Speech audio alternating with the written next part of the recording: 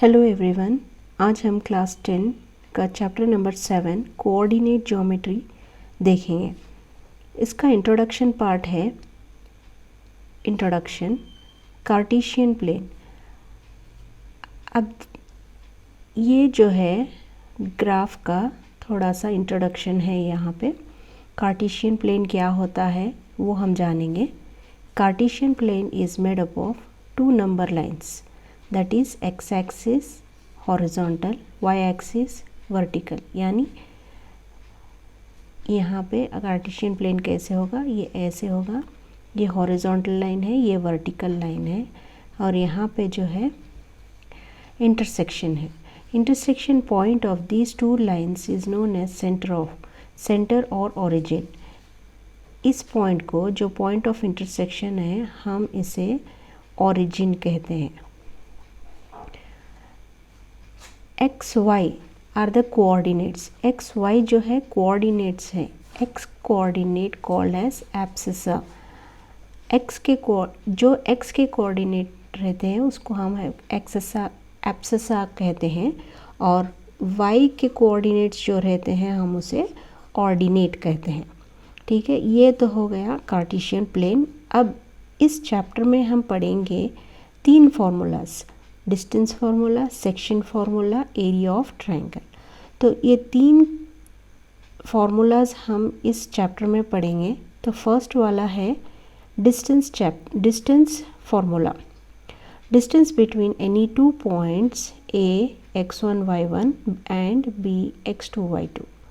तो इसका फार्मूला है d is equal to x2 square root में x2 minus x1 whole square plus y2 minus y1 whole square. Distance from origin, जब distance origin से होता है तो क्या होता है, square root X square my plus Y square हो जाएगा, क्योंकि जो दूसरा पॉइंट होगा वो ओरिजिन से होगा। ओरिजिन यानी 0 0 हो जाएगा, तो 0 0 यानी ओरिजिन। तो एक पॉइंट 0 हो गया तो इधर एक पॉइंट हम 0 डालेंगे तो हमें मिलेगा X square plus Y square. ठीक है, equidistant at X axis at Y axis.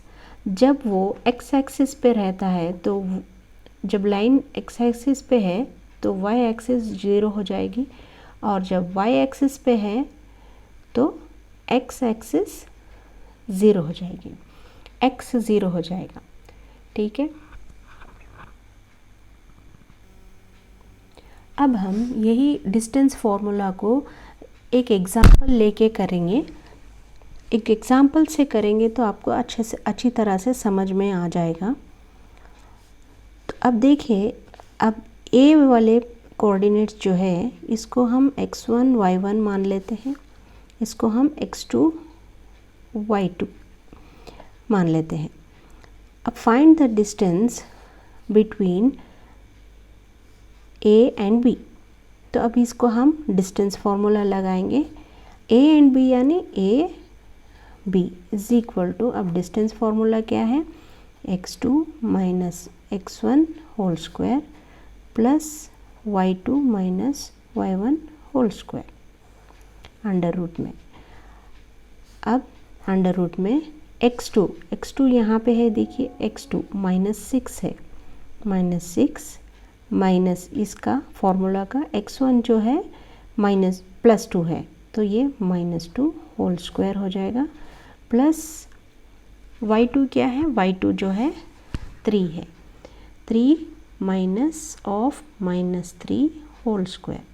तो अंडर रूट में रखेंगे इसे हम, is equal to under root minus plus 6 + 2 8 minus 8 square plus 3 + 3 minus plus 3 + 3 6 square as it is रहेगा।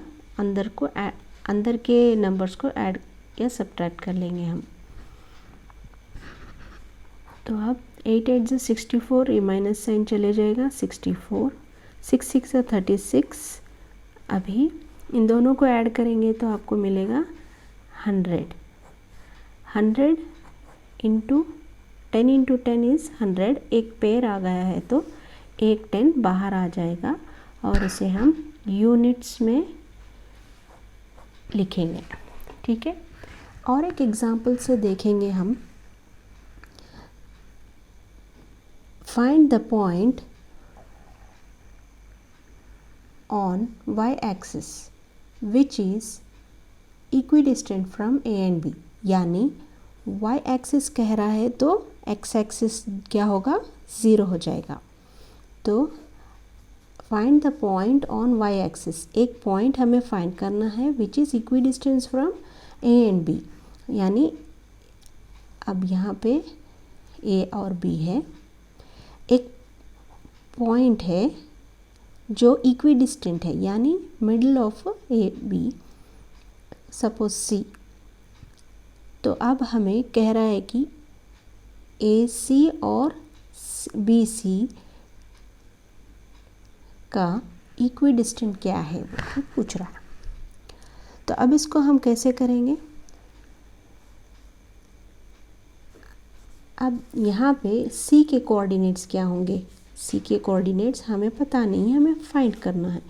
अब यहाँ पे एक्स एक्सिस दिया है, वाई एक्सिस पे ये लाई कर रहा है तो ये एक्स एक्सिस 0 हो जाएगा और ये Y axis as it is रहेगा। तो अब देखिए A C is equal to B C, यहाँ पे डिस्टेंस फार्मूला लगाएंगे हम दो साइड भी, x2 minus x1 whole square plus y2 minus y1 whole square is equal to, अब AC का डिस्टेंस हो गया, अब BC का डिस्टेंस लिखेंगे। सेम फॉर्मूला हमें लिखना है, x2 minus x1 whole square plus y2 minus y1 whole square. अब यहाँ पे x2 क्या होगा, फर्स्ट हम देखेंगे AC, यानी A और C के पॉइंट्स को देखना है हमें, बाद में B और C के पॉइंट्स को देखना है। तो अब हम A के पॉइंट्स में x1 y1 लिख लेंगे और यहाँ पे x2 y2 लिख लेंगे, क्योंकि हम ये दोनों पॉइंट्स देख रहे हैं तो इसलिए हम ये दोनों पॉइंट्स को इस तरह से लिखेंगे। अब x2 क्या होगा, 0 हो जाएगा, माइनस x1 क्या हो जाएगा, माइनस में 6 हो जाएगा होल स्क्वायर प्लस y2 क्या होगा, y2 जो y है माइनस y1 होगा 5 होल स्क्वायर अंडर रूट। अब हम यहाँ पे BC देखेंगे, BC B और C, तो अब हम इसको कंसिडर कर लेंगे x1 y1, क्योंकि हम BC देख रहे हैं, इक्वल्स टू में स्क्वायर रूट x2 हो गया 0 माइनस में x1 हो गया माइनस 4 माइनस में 4 होल स्क्वायर प्लस y2 में y2 जो है y है माइनस में y1 3 होल स्क्वायर। ठीक है, अब ये स्क्वायर रूट चले जाएगा तो बचा क्या है, -6 whole square plus y minus 5 whole square is equal to minus minus plus, तो 4 square plus y minus 3 whole square. अभी 6 6 36 हो जाएगा। अब यहाँ पे a minus B the whole square formula apply करेंगे, y square plus 25 minus 2 into 5 into y is equal to 16 plus यहाँ पे भी सेम फार्मूला अप्लाई करेंगे, plus 9 minus 2 into 3 into y 36 plus y square plus 25 2 5 ज़ा 10 minus 10y is equal to 16 plus Y square plus 9 minus 2 3 ज़ा 6y। अब ये Y square cancel हो जाएगा। अब 36 प्लस 25 करेंगे तो हमें 61 मिलेगा, माइनस में 10y एज इट इज़ यहाँ का। इन दोनों को हमने ऐड किया, इसको ऐसे ही रखा, is equal to 16 plus 9 is 25 minus 6y। अब सारे कांस्टेंट टर्म एक तरफ ला लेंगे और सारे वेरिएबल्स को एक तरफ ला लेंगे। 61 माइनस में 25 इज इक्वल टू, ये उधर चले जाएगा तो प्लस हो जाएगा 10y माइनस 6y। अभी 61 में से 25 निकालेंगे तो हमें मिलेगा 36, 10 में से 6 निकालेंगे तो 4y, तो 36 divided by 4 is equal to y। ये क्रॉस मल्टीप्लिकेशन से नीचे आ गया, 4 1 सा 4, 9 सा, therefore y is equal to 9। तो हमें मिला y इज इक्वल टू 9, यानी जो c के कोऑर्डिनेट्स हैं वो हो जाएंगे c ऑफ 0, 9, क्योंकि हमें y 9 मिला है। ठीक है, अब हम सेक्शन फार्मूला देखेंगे।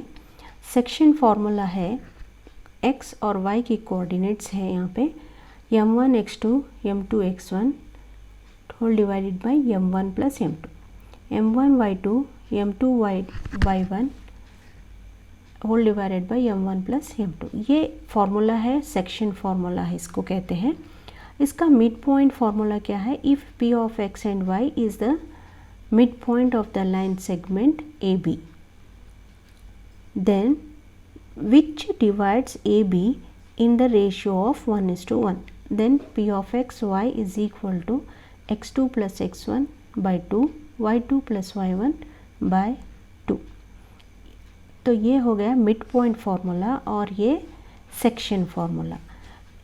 जब इसके रेशियोज 1:1 या 1:1 इन द सेंस, अब एक लाइन सेगमेंट है AB, उसका एक बीच का पॉइंट है P, तो यहाँ पे एक तो 1:1 रेशियो हो गया। ठीक है, अब यही सेक्शन फॉर्मूला डाल के ये एक एग्जांपल हम सॉल्व करेंगे। तो x, y is equal to, ये जो है फॉर्मूला इसके अंदर हम डालेंगे। हाँ, अभी देखिए यहाँ पे a और b है, लेकिन हमें m1 और m2 दिया हुआ है। अब यहाँ पे देखिए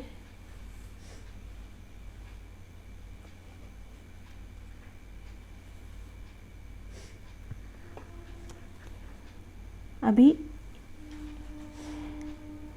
a और b एक लाइन सेगमेंट है, यहाँ पे कहीं C लाई कर रहा है, तो इसका रेशियो 3 और 1 दिया है। तो अब ये C का जो कोऑर्डिनेट होगा x y हो ले लेंगे हम, और A और B का वैल्यू, A और B का तो कोऑर्डिनेट्स दिया हुआ है 4 -3 8 5। तो अब ये 3:1 जो है m1:m2 है। ठीक है, ये m1 ये m2। अब देखेंगे इसको हम फॉर्मूला में डाल के करेंगे। तो अब m1 हो गया 3, यहाँ पे m1 है। मैं दोबारा से फॉर्मूला डालूँगी ताकि आपको अच्छे से समझ आ सके। m2 x1 m1 plus m2 and m1 y2 plus m2 y1 whole divided में m1 plus m2 is equal to, अब यहाँ पे देखिए ये A के कोऑर्डिनेट्स और b के कोऑर्डिनेट्स हैं, तो हम इसे x1 और y1 मान लेंगे, x2 और y2 मान लेंगे। हमें फाइंड करना है c के कोऑर्डिनेट्स। रेशियो दिया है 3:1, तो अब m1 क्या हो गया 3 इंटू x2 क्या हो गया, ये x2 इज़ 8 प्लस m2 हो गया 1 इंटू में x1 माइनस 4 इंटू में 4 और 3 प्लस 1 m1 m1 क्या है 3 है इंटू में y2 क्या है, y2 तो यहाँ पे है 5 है प्लस m2 जो है 1 है इंटू में y1 जो है -3 है, होल डिवाइडेड में 3 प्लस 1।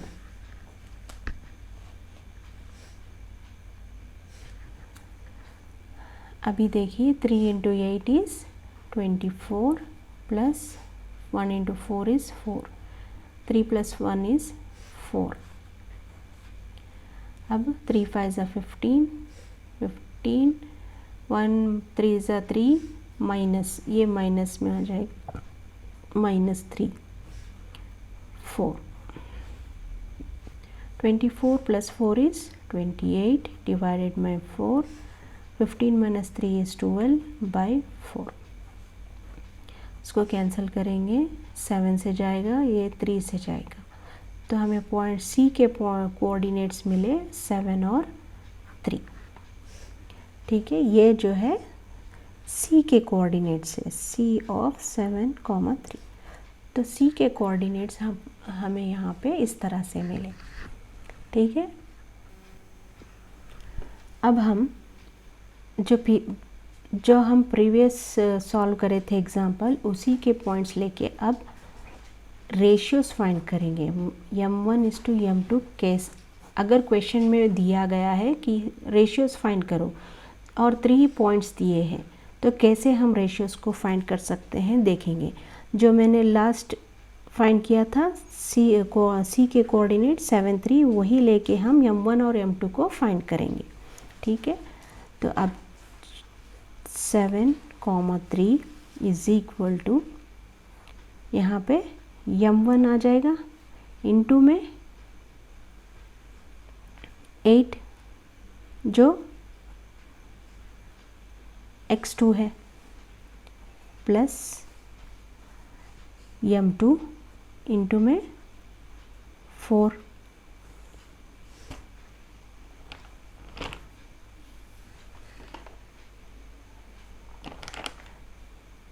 और m1 plus m2।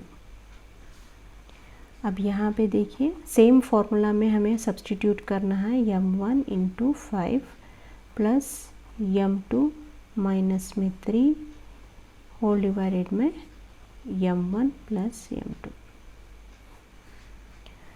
Is equal to